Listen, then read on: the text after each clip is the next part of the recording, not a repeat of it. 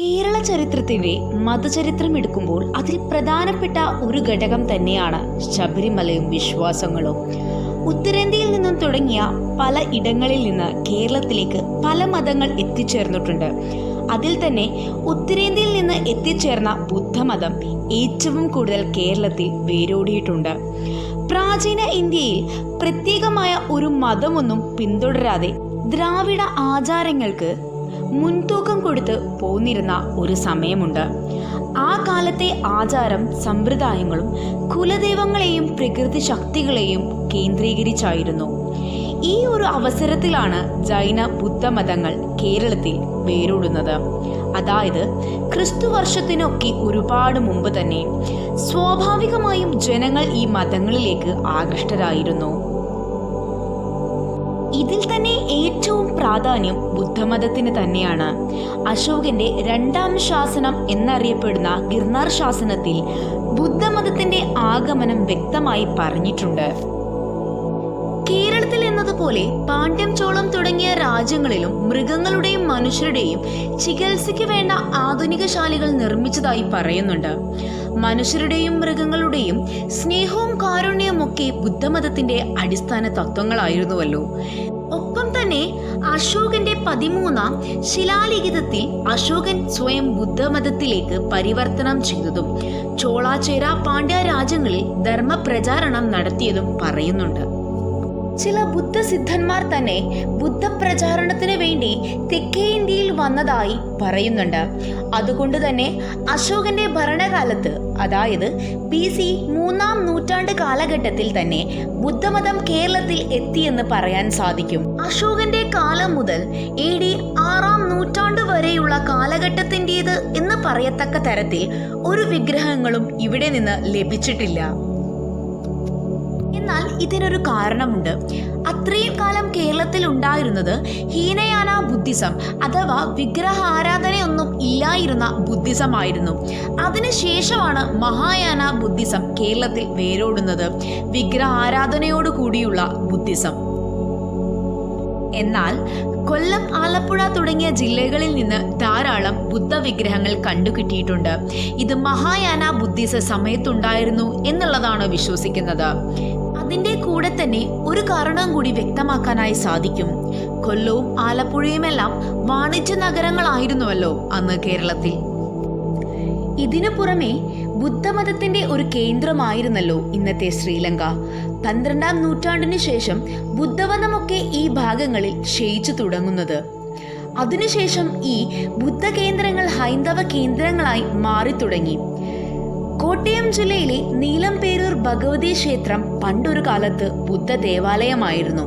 ക്ഷേത്ര പള്ളിപ്പടിക്കൽ എന്നും മൂലസ്ഥാനത്തെ ദേവീപ്രതിഷ്ഠ പള്ളിയിൽ ഭഗവതി എന്നൊക്കെയാണ് അറിയപ്പെടുന്നത്. കോട്ടയത്തുള്ള തേവർ നടയും ഇതുപോലെ തന്നെ വിഷ്ണു സങ്കല്പത്തിലാണ് ആരാധന നടക്കുന്നതെങ്കിലും ഇതും ഒരു ബുദ്ധവിഹാര കേന്ദ്രമായിരുന്നു. കേരളത്തിലെ ചേര ചക്രവർത്തിയായിരുന്ന പള്ളിവാന പെരുമാൾ സിംഹാസനമൊക്കെ കൈവെടിഞ്ഞ് ആദ്യം കിളിരൂരും പിന്നീട് നീലംപേരൂരും വന്നെത്തി എന്ന് പറയുന്നു. നീലംപേരൂരിൽ വെച്ച് അദ്ദേഹം മരണം പ്രാപിച്ചു എന്നും പറയുന്നുണ്ട്. തൃശൂരിലെ പരിവശ്ശേരി ദുർഗാക്ഷേത്രത്തിൽ നിന്ന് ധ്യാനശീലനായ ബുദ്ധന്റെ ഒരു വിഗ്രഹവും കണ്ടുകിട്ടിയിട്ടുണ്ട്. അതിനുശേഷം മറ്റൊരു പ്രധാനപ്പെട്ടതാണ് ശ്രീമൂലവാസം. തൃശൂരിൽ കടൽ മേഖലയിൽ ഉണ്ടായിരുന്ന അതിഗംഭീരമായിരുന്ന ഒന്നായിരുന്നു ശ്രീമൂലവാസം.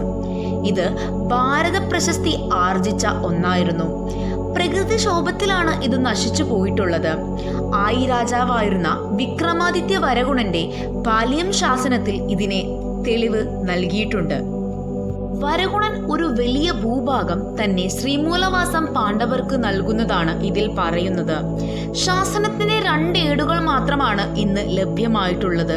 അതിൽ ശ്രീബുദ്ധനെ കുറിച്ച് പറയുന്നുണ്ട്.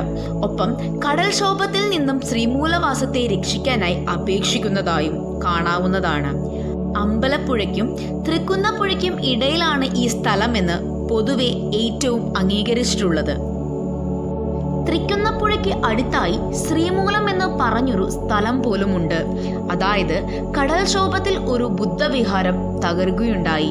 ബുദ്ധമതങ്ങൾക്ക് വേണ്ടി പ്രാധാന്യം അതിൻ്റെതായ രാജാക്കന്മാർ നൽകിയിട്ടുണ്ടെങ്കിലും 12ാം നൂറ്റാണ്ടുകൾക്ക് ശേഷം ഇത് അധികം കേരളത്തിൽ നീണ്ടു നിന്നില്ല എന്ന് വേണം. ഹൈന്ദവ മതങ്ങൾ പയ്യെ ഉയർത്തെഴുന്നേൽക്കുകയും ബുദ്ധമതക്കാരായിരുന്ന പലരും ഹിന്ദു മതങ്ങളിലേക്ക് പരിവർത്തനം നടത്തിയെന്നും പറയുന്നുണ്ട്. എന്തായാലും 12ാം നൂറ്റാണ്ടു കൂടി ബുദ്ധമതം ഇല്ലാതെയായി. അയ്യപ്പനുമായും ഈ ബുദ്ധമത ക്ഷേത്രത്തിന് വലിയ ബന്ധമുണ്ട്. ശാസ്താവ് അഥവാ അയ്യപ്പൻ ഹിന്ദുദേവനാക്കപ്പെട്ട ബുദ്ധദേവൻ ആയിരുന്നുവത്രേ. ശബരിമല തീർത്ഥാടനത്തിൽ അയ്യപ്പ ഭക്തന്മാർ ഏതാണ്ട് 1.5 മാസത്തോളം വ്രതം സ്വീകരിക്കുന്നുണ്ട്. ഇതും ബുദ്ധമതത്തിൻ്റെതാണെന്നാണ് പറയപ്പെടുന്നത്. ബുദ്ധമതങ്ങളെ പോലെ തന്നെ ശബരിമലയിലും ജാതി വ്യത്യാസങ്ങളൊന്നും കാണുന്നില്ല. അതുകൊണ്ട് തന്നെ ബുദ്ധമതത്തിന്റെ ഒരു വിഹാര കേന്ദ്രമായി ശബരിമലയും കണക്കാക്കുന്നു. അതേപോലെ ശരണമയ്യപ്പ എന്ന വിളികൾ ബുദ്ധമതത്തിലെ ശരണത്രയത്തെ ഓർമ്മിപ്പിക്കുന്നു. ഇതെല്ലാം ശബരിമലയും ഒരു ബുദ്ധവിഹാര കേന്ദ്രമായിരുന്നു എന്നുള്ളത് ഊട്ടിയുറപ്പിക്കുന്നു. അയ്യപ്പനെ പോലെ തന്നെ ഏകാന്തവാസത്തിൽ കഴിയുന്നവരാണല്ലോ അച്ചൻകോവിലും ആര്യങ്കാവും കുളത്തൂർ പുഴയുമെല്ലാം. ഇവരെല്ലാം വനാന്തര മേഖലയിൽ ഒറ്റപ്പെട്ട ദൈവങ്ങളാണ്. ഇതുപോലെ തന്നെയാണ് ശ്രീബുദ്ധനും. ശ്രീബുദ്ധന്റെ ഈ തത്വചിന്തകൾ ഈ അമ്പലങ്ങളുമായി വലിയ ഇടം പിടിക്കുന്നുണ്ട് ഇന്നത്തെ കേരളത്തിൽ. ജീവിതത്തിന്റെ തിരക്കുകളിൽ നിന്നെല്ലാം ഏകാന്തമായ ജീവിതമാണല്ലോ ബുദ്ധന്മാർ നയിച്ചിരുന്നത്. അതുപോലെ തന്നെയാണ് അയ്യപ്പനും അച്ചൻകോവിലും ആര്യങ്കാവും കുളത്തൂർ പുഴയുമെല്ലാം. ശാസ്താവിന്റെ അമ്പലം അഥവാ ശബരിമലയിൽ അയ്യപ്പൻ ഇരിക്കുന്നത് പോലെ തന്നെയാണ് ബുദ്ധനും ഇരിക്കുന്നതെന്നാണ് പറഞ്ഞു വരുന്നത്.